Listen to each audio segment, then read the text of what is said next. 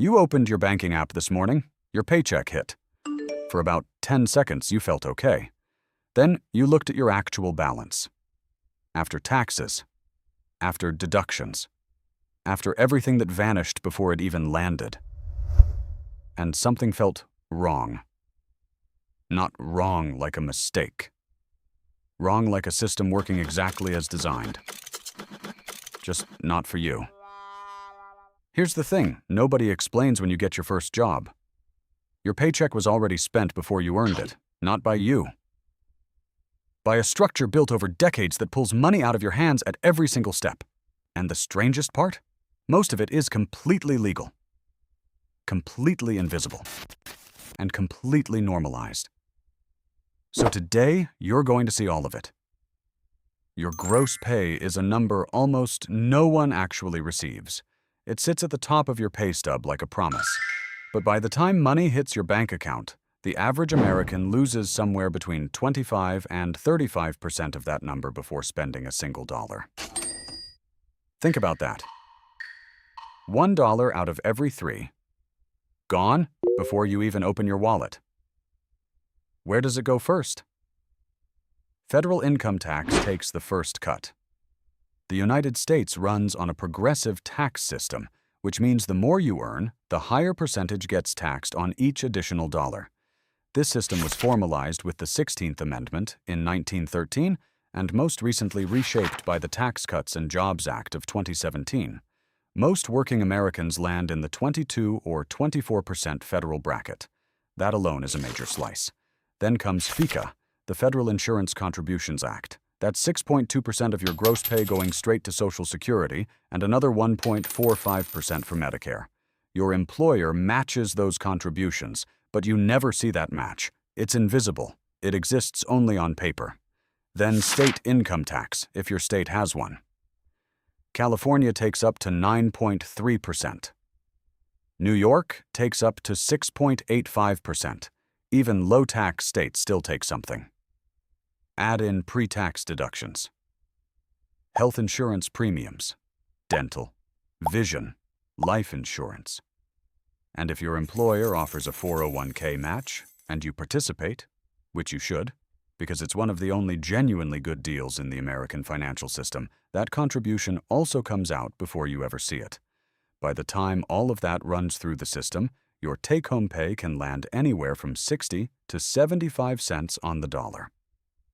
Here's what makes this genuinely strange. Most people have no idea exactly what percentage they're losing. A 2022 survey by the National Financial Educators Council found that financial illiteracy costs the average American over $1,500 a year in poor decisions. And it starts with not understanding your own pay stub. You cannot manage what you cannot see. But the disappearing act doesn't stop at your paycheck. It follows you home. Once that smaller number lands in your account, it doesn't sit there for long. Rent or your mortgage is usually the first thing to leave, and for most Americans, it's the single largest expense by far. Then your car payment, then insurance, then your phone bill, your internet, your streaming subscriptions you forgot you were paying for. Here's where behavioral economics enters the picture. Economist Richard Thaler spent decades researching something called mental accounting. The idea is simple. Your brain doesn't treat money as one single pool. It mentally sorts it into categories.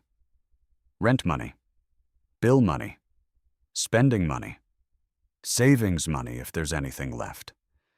The problem is, the moment your paycheck lands, your brain doesn't see income. It sees a list of subtractions about to happen. So even though the money is technically in your account, it never really feels like yours. It feels like it's just passing through. This is why a $1,200 paycheck and a $1,200 tax refund feel completely different, even though they're the same amount of money. Nobel Prize-winning psychologist Daniel Kahneman studied this exact effect. He found that people don't evaluate money based on its actual value. They evaluate it based on how it's labeled. Your paycheck is labeled obligations. A refund is labeled bonus. Same dollars. Completely different emotional category. Now here's where it gets even stranger. Let's talk about your credit card. When you swipe a card, your brain processes that transaction differently than handing over cash. Multiple studies in behavioral economics describe this as the pain of paying gap. Cash hurts immediately. A card doesn't. It's just a tap, a number that updates later. That gap between when you spend and when you feel it is exactly where debt quietly builds. By the time your statement arrives, weeks have passed. You don't remember each purchase individually. You just see one large total, and one large number is far easier to accept than 15 small ones would have been. Now combine that with compound interest, working against you instead of for you. If you carry a balance on a card with a 20% interest rate, that interest gets added to what you owe. Then next month, you're charged interest on that new, larger balance. It compounds, quietly, every single month. This is the exact same mechanic that makes long-term investing so powerful, just running in reverse. So by now, a pattern is forming. Taxes and deductions take a third of your paycheck before you ever see it. What's left gets mentally pre-spent the moment it arrives. And credit cards numb the pain of spending just enough to let debt build silently in the background. But there's one more piece, and it's bigger than your paycheck. It's the entire system around it. In 2008, the United States went through one of the worst financial crises in its history.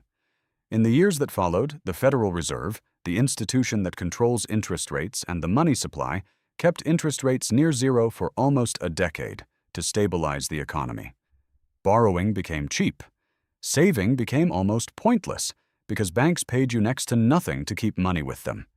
Then, starting in 2022, the Federal Reserve reversed course and raised interest rates aggressively to fight inflation. Suddenly, borrowing became expensive again. Credit card interest rates climbed past 20% for many Americans. But wages didn't rise nearly as fast. So picture an entire generation that grew up in a world where debt felt cheap and saving felt pointless. Then, almost overnight, the rules flipped, but the habits stayed exactly the same. That's not a personal failure. That's a financial floor shifting under your feet while your brain kept running the old program. So let's bring this back to you, sitting there tonight, looking at your account balance. It's not that you're bad at managing money. A third of it was gone before you even saw it. What's left gets mentally filed under already spent the second it lands. And the financial environment around you was shaped by decisions made years before you ever opened your first bank account. But here's the part that changes everything. Once you see exactly where that money goes, line by line, it stops being invisible. And the moment your paycheck arrives, if even a small portion is automatically moved somewhere else, into savings, into an account you don't touch, before your brain gets a chance to mentally spend it, the entire frame shifts.